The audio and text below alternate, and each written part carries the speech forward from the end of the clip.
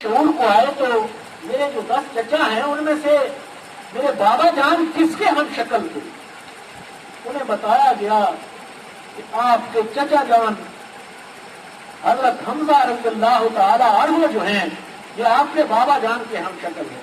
روایات میں آتا ہے کہ نبی کریم صلی اللہ تعالی علیہ وسلم ٹکٹکی باندھ کر اپنے محبوب چچا کے چہرے کو دیکھا کرتے. احد کے میدان میں اللہ ہم سب کو بار بار وہاں کی حاضری نصیب کرے. وہ ساری بات مستحضر ہو رہی ہے. وہاں سید الشہداء جو ہیں وہ کھجوریں تناول فرما رہے ہیں. ہاتھ میں کھجوریں.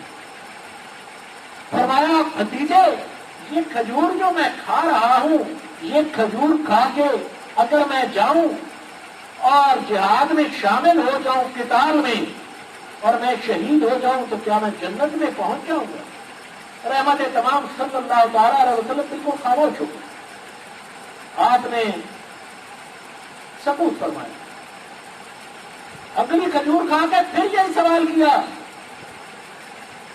حضرت حمزہ رضی اللہ تعالی عنہ. آپ پھر خاموش ہیں اور ٹکٹکی باندھ کر اپنے چچا جان کے چہرے کو دیکھے. تیسری مرتبہ جب پوچھا تو آپ زاروں قطار رونے لگے. دل کے کانوں سے سنیے. آپ زاروں قطار رونے لگے اور فرمایا ہاں چچا جان ایسا ہی ہے. اگر آپ شہید ہو جائیں تو آپ سیدھی جنت ہو جائیں. اور پھر آپ کو پتا ہے پھر وہ گئے اور پھر وہ شہید ہو گئے. اور پھر وہ جو 70 لوگ شہید ہوئے تھے اس غزوہ کے اندر اللہ بار بار حاضری نصیب فرمائے مدینہ طیبہ کعبہ منورہ معطرہ کی. یہ جو حرم نبوی ہے نا مسجد نبوی کا موجودہ احاطہ ہے یہ دور نبوت میں یہی مدینہ طیبہ کی بستی. باقی سارا مضافات ہے جہاں مدینہ منورہ پھیل گئے. ایک چھوٹی سی بستی میں 70 لوگ شہید ہو چکے تھے. اور واپسی میں جب لوگ اپنے شہداء کو یاد کر کے ذرا رو رہے تھے اور ایک طرح سے غم کا اظہار کر رہے تھے تو رحمت تمام صلی اللہ تعالی علیہ وسلم نے فرمایا اور میرے چچا کی شہادت پر بھی کوئی تو روئے. کیسی مظلومیت سے انہیں شہید کیا گیا ہے کہ سارے جسم کا مسئلہ کر دیا گیا ہے. چھوٹی انگلی سے آپ کی پھوپھی نے پہچانا کہ یہ میرے بھائی کی انگلی ہے. وہ دردناک باب ہے تاریخ اسلام کا. خود نبی اکرم صلی اللہ تعالی علیہ وسلم زخمی ہوئے دندان مبارک شہید ہوئے.